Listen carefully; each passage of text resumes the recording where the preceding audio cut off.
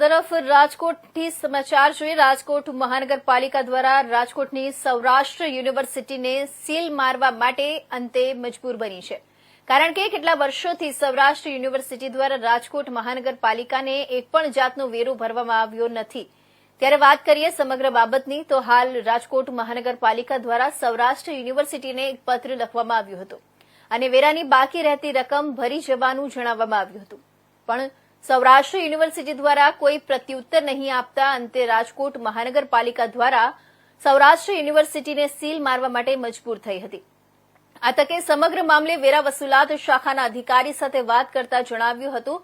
કે વિદ્યાના ધામ તરીકે ઓળખાતી રાજકોટની સૌરાષ્ટ્ર યુનિવર્સિટી દ્વારા છેલ્લા 15 વર્ષથી વેરો ભરવામાં આવ્યો નથી અને જ્યારે પણ આ બાબતે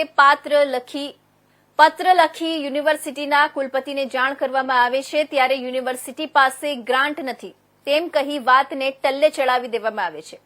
ત્યારે આ વખતે રાજકોટ મહાનગરપાલિકા દ્વારા લાલ આંખ કરી સૌરાષ્ટ્ર યુનિવર્સિટીને ભીંસમાં લીધી છે અને છેલ્લા 15 વર્ષનો બાકી વેરો કુલ 17 કરોડ રૂપિયા ભરવા માટે જાણ કરવામાં આવી છે અને સાથે જ જો આગામી સમયમાં સૌરાષ્ટ્ર યુનિવર્સિટી જો આ વેરો નહીં ભરે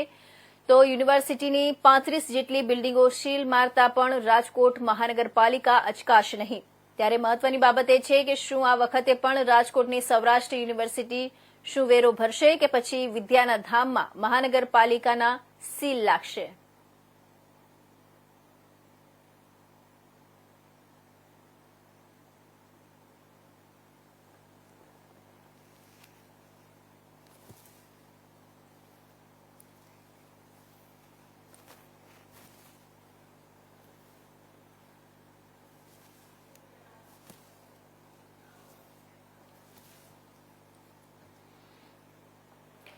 તો ઓલપાડ